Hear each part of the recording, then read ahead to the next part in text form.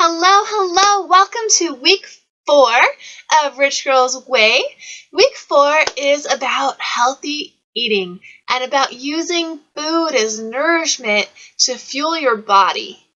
I am Colette with Rich Girls Inc. and my mission is to make your life richer in health, wealth, relationships, and happiness through inspired action, lighting yourself up from the inside, and loving yourself completely and totally. So that is what I do. And why do I do that? Well, there's a few reasons, and one reason is because I know what it is like to totally be in a place of fear and sadness and anxiety, and I spent years and years trying to figure out ways to make myself happy. I went to classes, I went to events, I read books, I watched videos, I did all kinds of fun stuff to really connect with myself, to build that relationship, to make my life rich. And I want to save you tons of time and tons of money and just help you get there quicker. And the other reason I do this is because I grew up with a mom who didn't love herself. And I saw firsthand the repercussions of this. She hated her job. She was always in abusive relationships, and she just was always upset, always angry, and I don't want any other kids to have to grow up in that kind of environment. So those are my whys, and I believe that if as women, we can come together, and once we are able to figure out how to nourish our bodies and love ourselves and be lit up from the inside, we can then spread that to those around us and be that light and be that model and give others permission to do the same. And one by one, person by person, we can make the whole world richer. So that is a little bit about me. Now on to our topic. I got a little crafty, a little artistic today, and so I made note cards. So they're going to be backwards, but I tried. Okay. So we need to nourish our bodies. Our bodies work so hard every single day to keep us alive. They love us so much, and all we need to do is love our bodies back. And we can do this by giving ourselves nourishing food and just completely and totally loving our bodies. So I thought this was an important post to make, and I have some tips for you. Now, I'm not a doctor. I'm not a dietitian. I don't have like a nutritional background.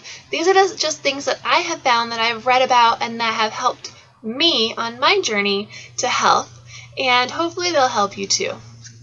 All right, so the first tip, don't diet, okay? Our bodies are very simple. We've been around for thousands of years, and we've always had a very simple diet. And so we need to eat. We need certain things, and it might be trial and error because everybody's body is different. So maybe you need to eat meat. And I hate to say that because I personally am a vegetarian, but some people really just need to eat meat. They need that to be healthy. And other people can't eat meat, and it makes them really sick. And the same thing with breads and different vegetables. So if you're going to try a diet, try it for a couple months and see how you feel. Because if it makes you feel bad, maybe you're allergic to something or whatever it is, if it's making you feel bad, and even if it sounds like 1,000 people got really healthy with that diet, if it's making you feel bad, then you need to do something else. Okay? So you don't want to call it a diet, though. It's like how you nourish your body. Okay? So rich girls don't diet. And instead, we love our bodies. And we love our bodies like we would love our kids or our favorite pets, because that's basically like how we need to love ourselves. Would we feed our kids or our favorite pets gross nutritional food? Or would we try to get the best, healthiest food that we possibly could for them? Right? You love your kids, you love your animals, you love your best friend. What would you want to feed them? And that's what you should be feeding yourself. A lot of parents will go and they'll do all this research on the best way to give their babies nutrition and all of this stuff, but then when it comes to their own diets, they don't care, they don't pay attention. So we really got to nourish our bodies like we would like our kids or something that we really, really love, and just treat our bodies like that. And then the next thing is water. And some people don't like water, and there's ways to make it taste better. You can infuse it with fruit, soak some cucumbers or some lemons or some limes in there and make your water taste really, really good. But water is so important. There's so many health benefits for drinking it and so many risks if we're dehydrated. So drinking lots of water. We eat organic as much as possible. Now, I know sometimes organic food can be expensive, so you can try to get it on sale, but you can do some research. I know they've tried to come out with studies that are like, oh, it doesn't make a difference, but I don't want to take that chance. Maybe organic food is just as bad as normal food, but from what I've read about the pesticides and everything, I want to limit it as much as I can. So personally, I would rather eat organic, even if it only makes a little bit of a difference on the pesticides and the things I'm ingesting, than to take that chance. All right. So calories equal energy. Okay, calories are what gives our body energy to run and to work properly. So we don't want to restrict calories. A lot of people try to go on diets and they go on these crazy 1,200 a day diets or 1,400 a day diets. And it's not good. You're not going to have energy and you're not going to be able to sustain that. And you want something that you're going to do for a life, for a lifestyle. And so you don't want to restrict calories. And if you do, figure out, keep a journal for a week without any kind of restriction. And then figure out your average. If you're averaging 2,000 calories and you want to kind of lose some weight, then just cut back by 100 calories at a time, and cut back 100 calories for a week or two, and then cut back 100 calories a week or two after that, until you get to what you're actually supposed to eat for the amount you want to weigh. Okay, next is vitamins. Okay, a lot of times we don't get the nutrition we need just from our food. And if you're eating a lot of vegetables and you're eating a lot of fruit and you're tracking it and you know that you're feeling energetic and you feel really good, you might not need to take extra vitamins. And you have to be careful of the vitamins you take because some of them aren't going to get absorbed properly. So you want to make sure that you're getting the kind of vitamins through a green powder or something like that, where it's from a food and your body can absorb it. So vitamins are good. Next is meditation. And I'm sorry these are backwards, but meditation is super good for your health. There's been tons of studies. You can Google it to read all the benefits. But just based on what all the feedback is, it's a good idea. And you can look into that for yourself. But there's lots of different ways to meditate. I wrote a blog article about it. If you go on my website, www.richgirlsinc.com, you can go on there and you can see how to start meditating. And then I make a little concoction. Different herbs and different things are so good for you. So I like to drink, I take half a lemon and I squeeze it into some warm water with some true cinnamon. And there's two kinds of cinnamon. There's Ceylon cinnamon and true cinnamon. And I've only found true cinnamon at Whole Foods. But I don't know what stores you have around you, but make sure it's true cinnamon. And then apple cider vinegar is super good for you. It's super good for your body. You can, again, Google it to find out all the health benefits. But apple cider vinegar is great for you, and you don't need to take that much. And then a little bit of local organic honey if you're not allergic. Again, I'm not a doctor. Do what feels good to your body. But for me, this concoction I drink it in the morning, and it's got tons of benefits. Lemon is very cleansing. It cleanses your body. It has vitamin C, so it can help you from not getting sick. Cinnamon is good for blood sugar regulation. And apple cider vinegar has tons of benefits you can Google. And then honey is good. It's an antibacterial, so it's good for inflammation, things like that. But again, you can Google all those ingredients and kind of see the benefits of them.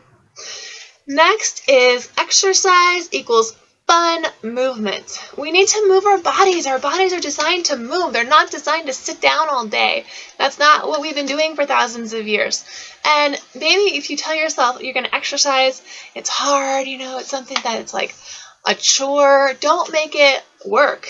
There's tons of ways you can move your body, from dancing to swimming to just walking around your neighborhood, around a park or somewhere beautiful, or it doesn't have to be something grueling unless you really are into that. Some people are into that like challenge of doing CrossFit or whatever, and if you're into that, that's awesome, but whatever it is should be fun.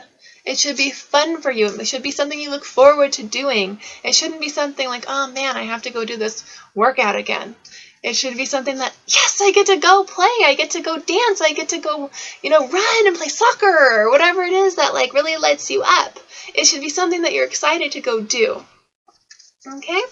Next is food journaling. This is especially important if you're just getting started and you haven't been tracking your food. But just food journaling for like the first week or two, if you're trying to get healthy, track what you're eating. This does a couple things. First of all, a lot of people eat more than they think they do. And so if you're tracking and journaling, you'll find out that you are eating quite more than you had originally thought you were, between those little snacks here and there and grabbing that candy bar at the office or whatever it is. Some people don't think they're really eating a whole lot, and they start writing it down, and they're like, holy crap, can't believe I'm eating this much, and man, am I eating a lot of making a lot of bad decisions with my food choices, right? So journaling does that, and then it also, a lot of times, you're not going to want to write in your journal that you ate that cookie, right? So you just won't eat it, because you don't want to have to write in your journal that you ate like cookies and hamburgers and a bunch of crap. You want to write that you had salads and fruits and vegetables. And if you're keeping track, it's going to make you want to eat healthier. All right. The next one is eat smaller meals. Our stomachs are about the size of our fists. Okay? So when we put big meals in there, we stretch our little stomach that's like this big, and we stretch it, right? And eventually we'll think we're hungrier than we really are, because we're stretching our stomach out, and so our stomach thinks that we need more food than we really do. So if we're eating smaller meals, we don't stretch out our stomachs, and we won't be as hungry. And then if you eat every few hours, you'll keep your metabolism revved up and working really well. Protein snacks. Instead of reaching for a candy bar or some kind of sugar because you're tired, reach for a hard-boiled egg or some nuts or something like that, because that's going to really fuel you. It's going to keep you going a lot longer than grabbing a piece of banana bread or something like that. That's just going to go right through you. Okay. No processed foods. If you can't pronounce the ingredients on the back, don't eat it. There's fast food is terrible. Tons of weird things that you don't even know. Some kind of science experiment. Just so bad for you. Stick to whole things and eat healthier versions. And there's tons of ways you can do this. Like if you like pancakes, what I found a recipe for was you take 1 banana and 1 egg, you stir it up, and you can make a pancake out of it. You just cook it, and it turns into kind of like a pancake. It doesn't taste exactly like a pancake, but it's really good, and especially if you cook it in a little bit of coconut oil and cinnamon, it's super yummy. Or like 3-ingredient peanut butter. For people that are trying to be gluten-free, you can take like peanut butter and I think it's like eggs and something else, and it's really, really good, and it doesn't have the flour or anything, and you can Google that recipe. But there's a lot of ways to take foods that you really, really love and make like vegan, healthy versions of these foods, and then you feel good about eating them. And so, which brings me to my next one, which is Pinterest and Instagram and YouTube. Tons of videos and resources and pictures of like really cool, yummy looking food and workouts and everything you could possibly need to be healthy. And if you're kind of lacking a little motivation or something, just Google fitness or Google healthy recipes and do the search for it on Instagram and you'll find tons of like really cute things that like make you want to like go put your salad in a mason jar and take it to work with you, and stuff like that, like fun stuff that like motivates you a little bit and makes you want to be healthy. Couple more. 10 servings of fruits and vegetables. Try to get 2 or 3 servings per meal, since we're eating smaller meals. If you're eating 6 meals, try to have at least 1 or 2 servings of vegetables and fruit. And most of your plate should be fruits and vegetables with a little bit of protein and a little bit of carbohydrates to go with it. So it's 80-20. You want to eat 80% healthy and 20% the more questionable, less nutrient-dense foods. And then lastly, alkalinize your body. This happens naturally if you're eating a lot of fruits and vegetables, but there's been research that shows that a lot of diseases can't live in a alkaline environment, and you can do some research about that if you want to, if you're unfamiliar with it. But you can have an acidic body or an alkalinized body, and the more acidic your body is, the more unhealthy you're going to be. So you want to try to really alkalinize your body with fruits and vegetables, and you can, like I said, do the research. There's like lists of alkaline food versus acidic food. So those are my tips for nourishing your body, and I hope they've helped you. Again, I'm not a doctor or a nutritionist. These are just things that I found through research from listening to different people, doctors, things like that, and I found that they work really well for me. So make sure you're nourishing your body, you're loving your body. Don't put your body down. It's doing so much for you without you even having to do anything, and just appreciate that. And just try to nourish and love your body as much as you can. And again, I'm Colette with Rich Girls Inc. You can connect with me on my website, www.richgirlsinc.com. You can find me on Facebook. I have a Rich Girls Inc. group, which I'll put a link below this video. I am scoping. I'm trying to scope every day, and I love it. So lots of tips and great ideas on there. If you want to find me, CL Gallagher. And same thing with Twitter. And I'm also on Instagram. So connect with me on my other channels, guys. And thank you so much for taking this time to watch my video. And if you need a little bit more one-on-one personalized help, I would love to help you. You can connect with me for a free 30-minute session, and you'll get some value out of that, whether we decide to work together or not. So have a great week. I will see you on my next tip. And until then, take care.